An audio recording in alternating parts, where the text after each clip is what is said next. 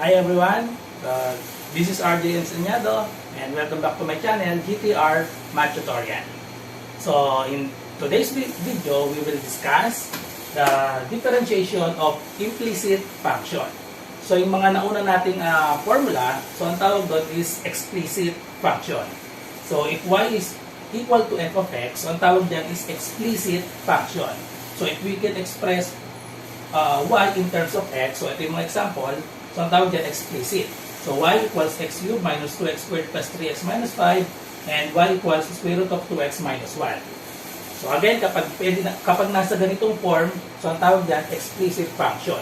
So merong mga function na mahirap isulat sa ganitong form. So kagaya nito. So if y is not easily solved in terms of x, so ang tawag dyan is implicit function. So kagaya nito. X cubed minus 2x squared equals y to the fourth minus y equals 5. So, mahirap isolve yan. Mahirap isolve yung y. Then, we have x squared plus y squared equals 3xy. So, dalawang y natin, we have y squared and then 3xy. Then, we have y cubed plus y equals x to the fourth. So, mahirap isolve yan gamit itong explicit function dahil mahirap nang i-express as y equals f of x. So, ang gagawin natin dito ay yung implicit function. So, ang rule lang natin in finding the derivative of implicit function, kaparehas din yung formula natin. So, in solving or in finding the derivative of explicit. So, i-consider lang natin yung y as a function of x. So, kagaya nito, so we have 3xy. So, parang magiging product rule to. So, we have constant, then function of x, then consider y as another function of x. So, para siyang product. So, gagamitin natin dito ang product rule. Function of x and another function of x. Okay? So, consider nyo yung y as another function of x. Then, just find the derivative using the formulas na na-discuss natin. So, we have derivative of constant, then we have power rule, quotient rule, product rule. Yeah, so, derivative of square root. So, yan. So, lahat yung gagamitin pa rin natin. So, again, the rule is consider nyo lang ang y as a function of x. Okay? So, example.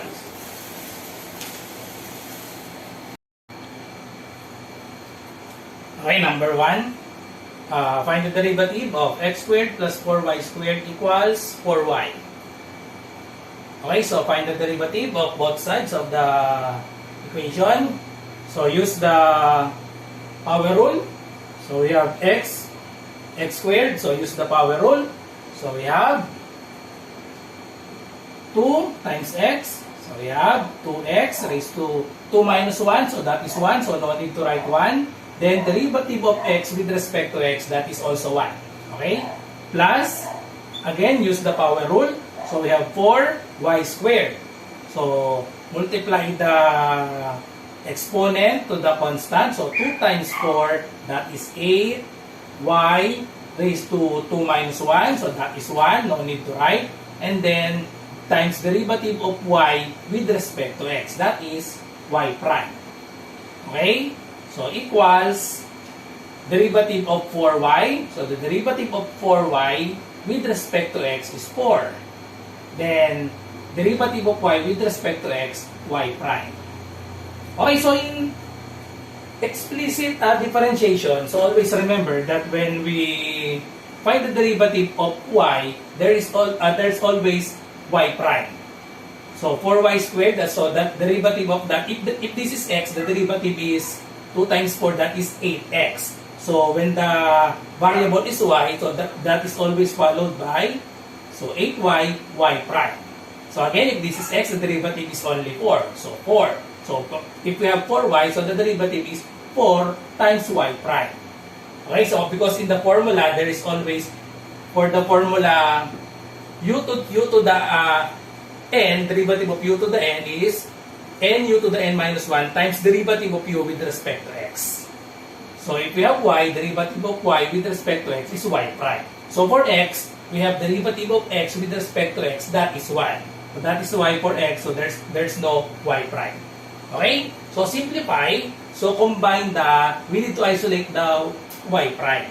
So, combine the y prime, so either to the left side or to the right side.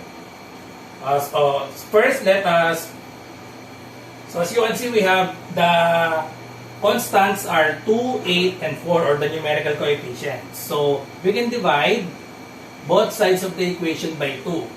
Since 2, 8, and 4 are divisible by 2.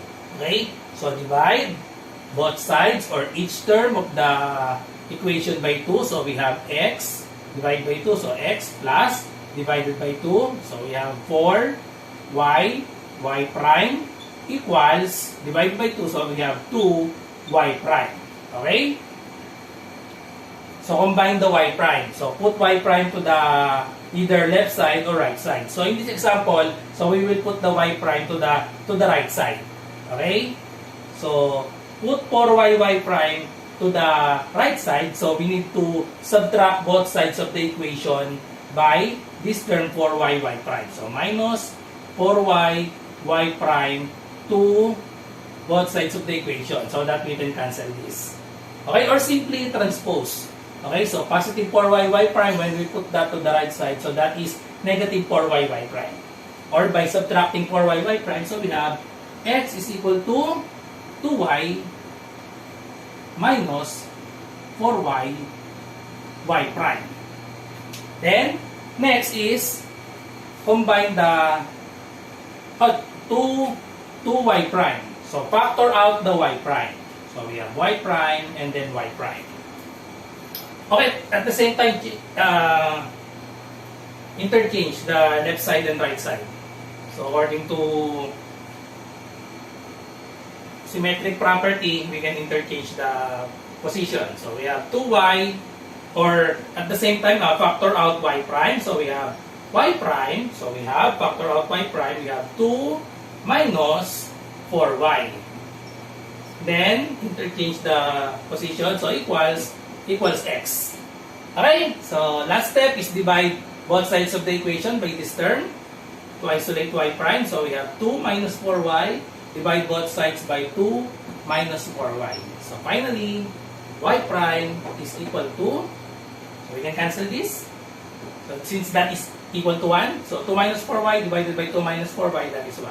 So, final answer, y prime is equal to x over 2 minus 4y. Okay, so this is the final answer.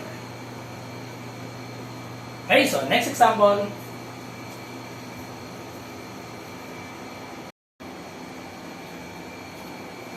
Okay, number 2.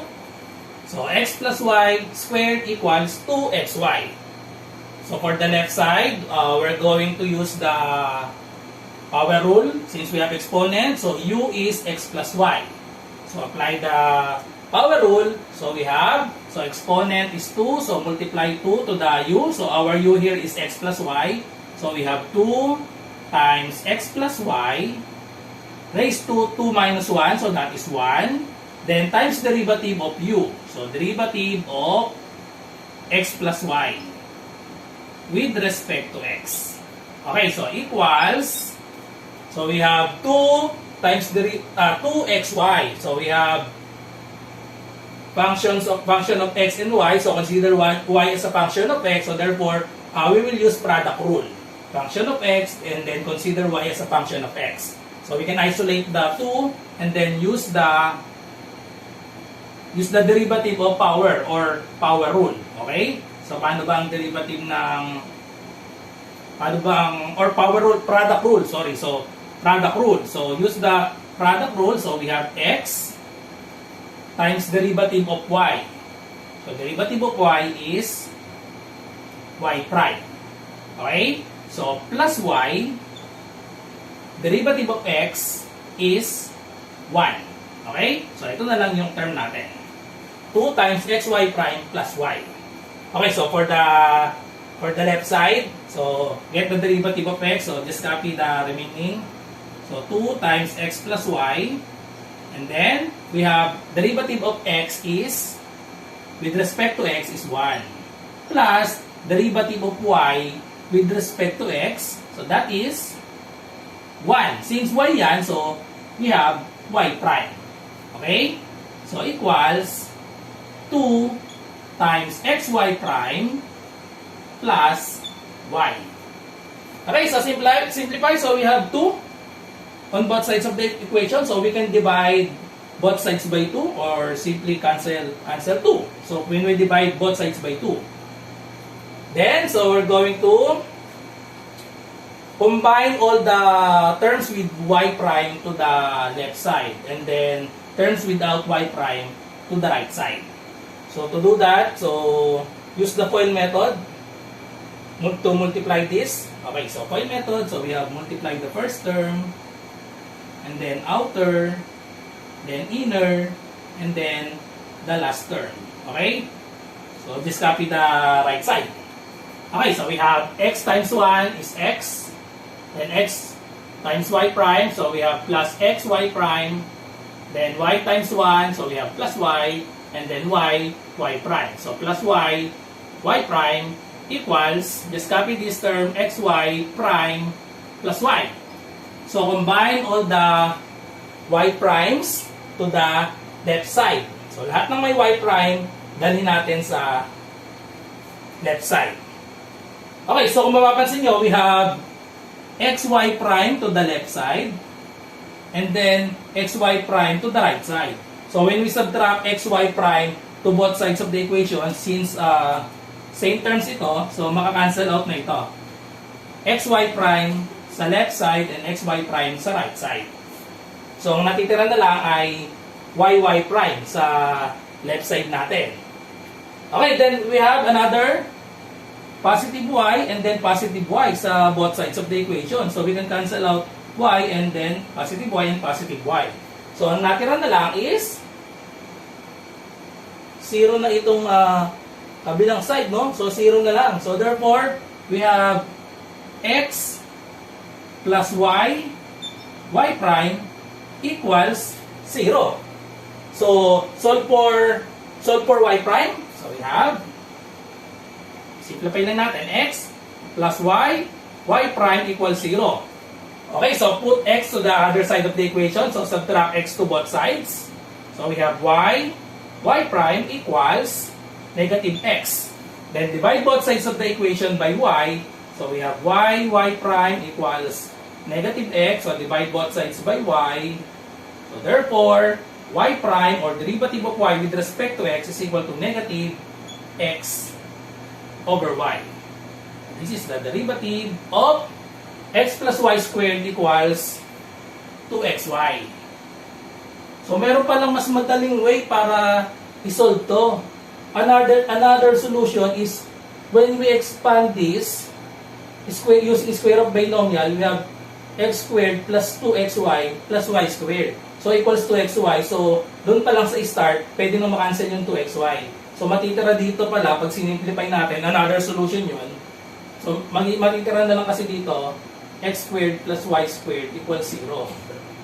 Okay, so another solution yun. So yung isa, so sinolve natin using the power rule since meron tayong exponent and then product rule. Okay?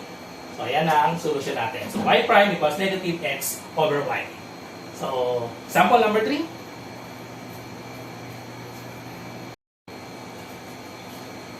Okay, so number 3, square root of x plus square root of y equals square root of 3.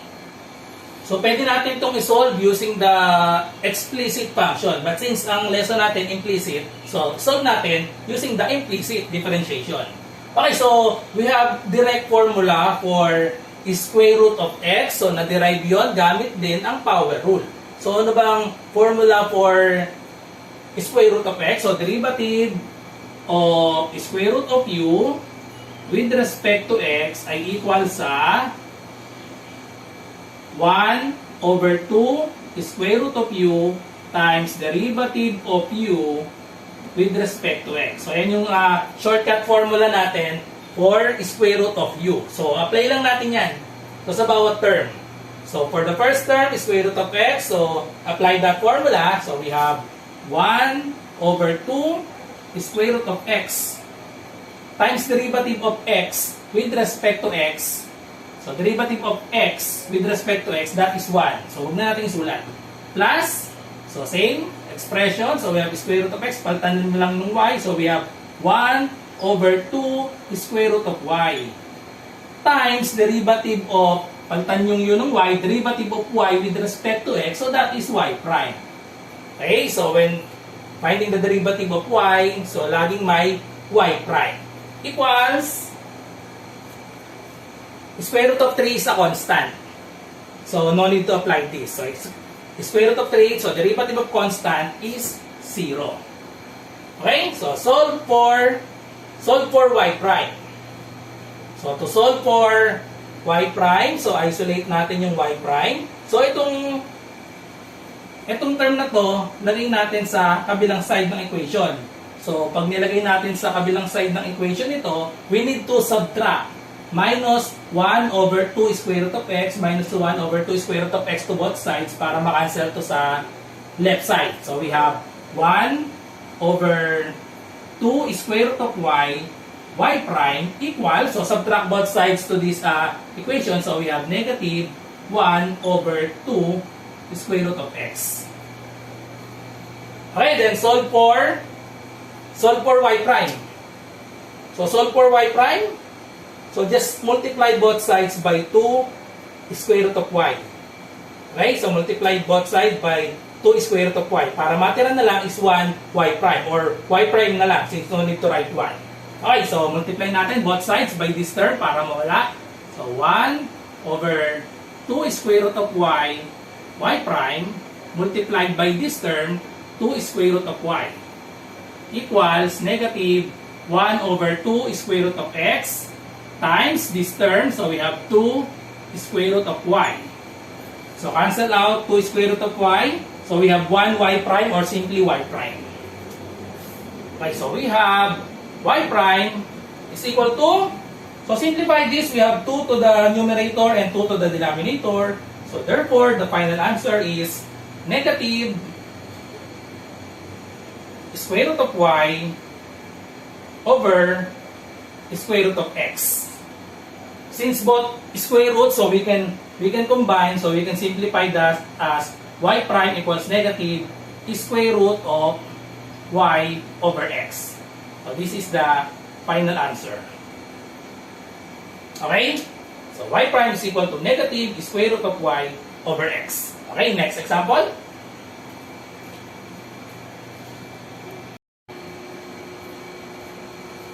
Okay, number 4. Find the derivative of quantity x squared plus y squared cubed equals ay squared. Okay, so for the differentiate both sides, so for the right side, for the left side, we have u to the n. So use the power rule to the left side. So we have multiply the exponent to the base or to the u. So we have 3 times the base is x squared plus y squared raised to 3 minus 1. So we have square. So square times derivative of u, which is x squared plus y squared. So derivative of x squared plus y squared with respect to x equals, for the right side, so we have ay squared. So a here is constant. So this is constant, so y squared, so use the power rule. So multiply the exponent to the constant, so we have 2a. Then y raised to 2 minus 1, so that is y. 2ay to the 1. So no need to write 1. And then since we differentiate y, so it's always followed by y prime. If we differentiate y with respect to x, so there's always y prime. Okay, so now let's simplify. So find the derivative of x squared plus y squared. So just copy the remaining terms. So we have 3 times quantity x squared plus y squared square. Then derivative of x squared, so power rule, so we have 2x raised to 1 plus we have 2y raised to 1, and then if we differentiate y, so there's always y prime equals 2ay y prime. Okay, so we have 2x plus 2y, so there's common constant na 2. So we can factor out the 2. So this will become 2 times x plus y, y prime. And then the right side, we have 2a, y, y prime. So we can divide both sides of the equation by 2. So if we divide the right side by 2, so cancel out 2. So divide, we can factor out 2. So we can divide by 2. So we can cancel out the 2. Okay, so the remaining terms, we have 3. So we have x squared plus y squared square times x plus y, y prime equals a times y, y prime. So we need to isolate the y prime. Okay? So let's put y prime to the left side and all non-y prime terms to the right side. So distribute this x and y prime to this term and then to 3. So distribute x to x squared plus y squared and then distribute y and y prime to x plus y squared square and then also distribute 3. Okay, so therefore we have 3 times x. So we have 3x. 3 times x, 3x times all this term. So we have quantity x squared plus y squared squared plus 3 times y prime. So we have 3 y prime times this term. We have x squared plus y squared square equals a y prime. Okay? So, oops, sorry. Okay, so simplify. So we need to combine all the y prime to the left and then all the non-y prime terms to the right. So we have y prime here. So subtract a y prime to both sides of the equation. Okay, so subtract both sides by a y prime. So this term will go to the left side or this term will become negative. So minus a y prime minus a y prime. So we have 3, just copy this, 3x times quantity x squared plus y squared square plus this term 3y y prime times x squared plus y squared squared minus this term. So transpose to the left side. So we have minus a y prime equals the right side now is 0 because we subtract a y prime. So the right side will become 0. So now combine the y prime. So these two terms have y prime. So put this 3x times x squared plus y squared square to the right side.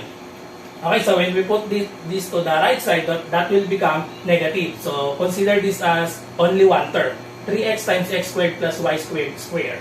Okay?